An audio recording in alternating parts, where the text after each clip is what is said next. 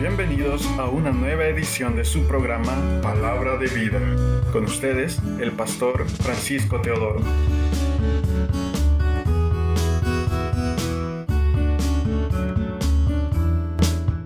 Las enseñanzas más importantes, quizás es la más importante de todo lo que podemos hablar de la vida cristiana. No hay nada más importante que este hecho que sucedió, y es acerca de que hoy vamos a ver la resurrección de Cristo. Fíjense bien, la resurrección de Cristo. Este es el tema que cambió la vida de las personas. Esto es el fundamento de nuestra fe, porque si Cristo no resucitó, nuestra fe es completamente vana. Nuestra fe es completamente nada. El Cristo resucitado es la base de la vida cristiana. Es decir, nosotros tenemos una revelación de que cuando nos arrodillamos, tenemos que saber que el Cristo está vivo. Cuando lo alabamos, tenemos que saber que Él está vivo y que la tumba está vacía. Esto es lo más importante de esto. La pregunta es, ¿por qué nosotros creemos que Cristo resucitó de la tumba? Este es un hecho evidente.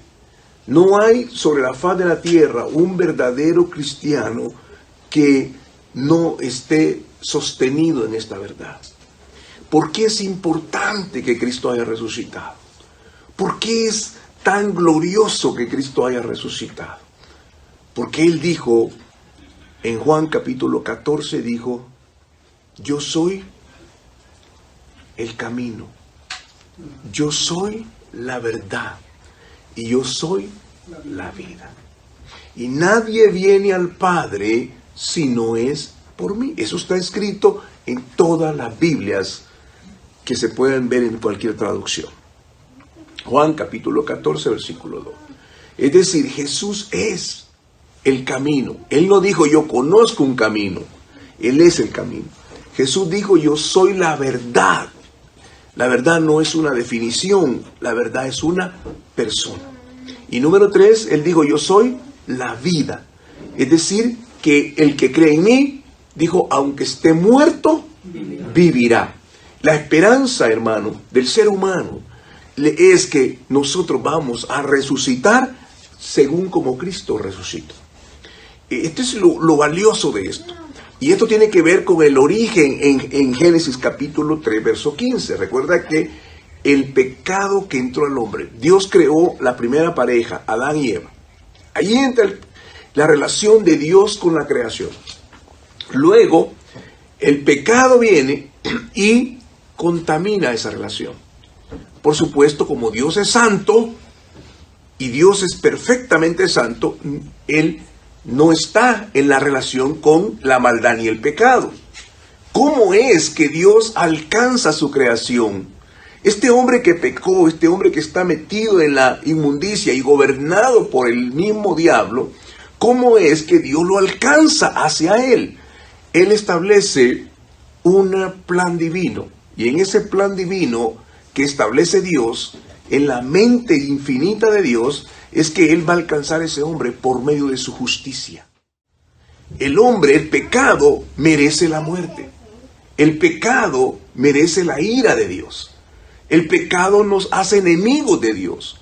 Eso es lo que la Biblia dice. Vivimos separados de Dios y andamos deambulando en el pecado. El pecado nos trasladó a las tinieblas, pero Dios es luz. ¿Cómo es que un Dios santo alcanza a este pecador? El plan divino de Dios es que Él tiene que enviar a un hombre para salir el pecado. Porque por un hombre entró el pecado y por un hombre tiene que salir el pecado. Esta es la idea y el plan divino de Dios. Él tiene que salir por ese pecado. ¿Cómo es que lo hace? En el plan divino de Dios, en el capítulo 3, verso 15 de Génesis, es que cuando Dios maldice la serpiente, que es el diablo, le dice que Él va a herir la cabeza de la serpiente.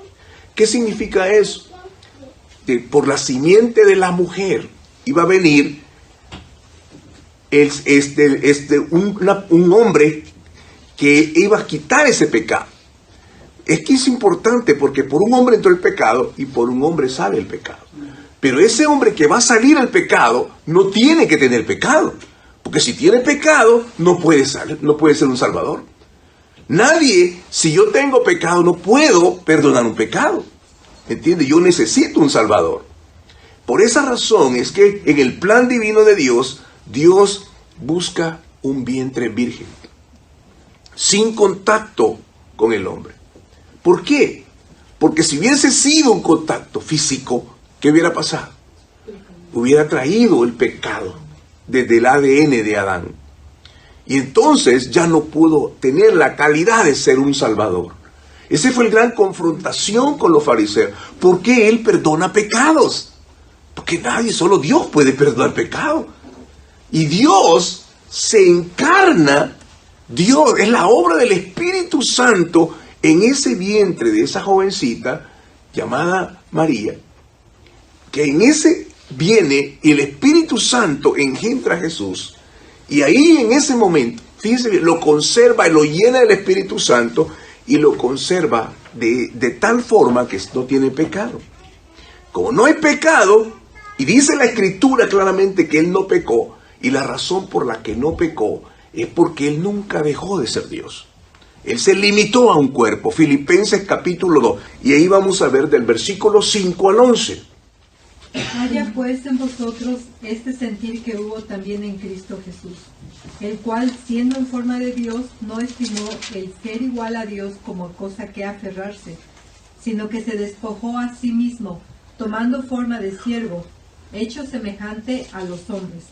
Y estando en la condición de hombre, se humilló a sí mismo, haciéndose obediente hasta la muerte, y muerte de cruz. Por lo cual, Dios también le exaltó hasta lo sumo, y le dio un nombre que es sobre todo nombre, para que en el nombre de Jesús se doble toda rodilla de los que están en los cielos y en la tierra y debajo de la tierra, y toda lengua confiese que Jesucristo es el Señor, para gloria de Dios Padre. Es decir, que tenía que morir. Fíjese bien, Jesús nace en el vientre y va a un pesebre. ¿Recuerda todo eso en la parte de lo que es el nacimiento de Jesús? Y Él empieza a caminar bajo la obediencia de sus padres. Eso es el propósito de Jesús. A los 30 años comienza su ministerio. Todo ese tiempo Jesús no pecó. Fue tentado por el diablo. El mismo diablo vino contra Él y tentó sus 3 áreas. Su parte física, si eres hijo de Dios, dile a esa piedra que se convierte en pan. Tocó su área física. Le dijo, si tú te lanzas del templo, los ángeles te van a sostener. Estaba diciéndole su parte emocional. Si tú postrado me adorares, te entregaré todo lo que está en este mundo, porque Él es el Dios de este mundo. Estaba tocando su vida espiritual también, sus 3 áreas. ¿Cómo fue que Jesús respondió? Con la palabra, ¿verdad? Y entonces el diablo quiso detener ese propósito. ¿Por qué los discípulos no querían que Jesús muriera? Porque si Jesús no moría de esa manera, entonces no se iba a cumplir la justicia. Dios iba, fíjense qué importante es esto, la muerte de Jesucristo en la cruz del Calvario. Él paga por nuestros pecados. Cuando Él está en Getsemaní y va a tomar la copa, recuerda en Mateo capítulo 22, dice, si quieres que pase de mí esta copa, pero no se haga mi voluntad, sino la tuya. Y Él está sudando que sus gotas son como sangre. Él está en una agonía. Los ángeles vienen a soportarlo. ¿Qué es lo que está pasando en esa copa que está tomando ahí? Es la copa de la ira de Dios. Dios tiene, como en su justicia, Dios es un Dios perfectamente justo, no podía destruir a Satanás, no por su poder, sino por su justicia. Porque Satanás engañó al hombre. Y el hombre se sometió voluntariamente al pecado. Y entonces Dios pudo haber destruido al diablo, pero eso iría en contra de su justicia, la justicia perfecta de Dios, porque gran responsabilidad era el hombre también. Hemos llegado al final de su programa Palabra de Vida. Le invitamos a mantenerse en sintonía de nuestra próxima edición. Asimismo, le invitamos a interactuar con nosotros en nuestra página de Facebook Palabra de Vida y en el canal de YouTube del Pastor Francisco Teodoro. Que Dios les bendiga.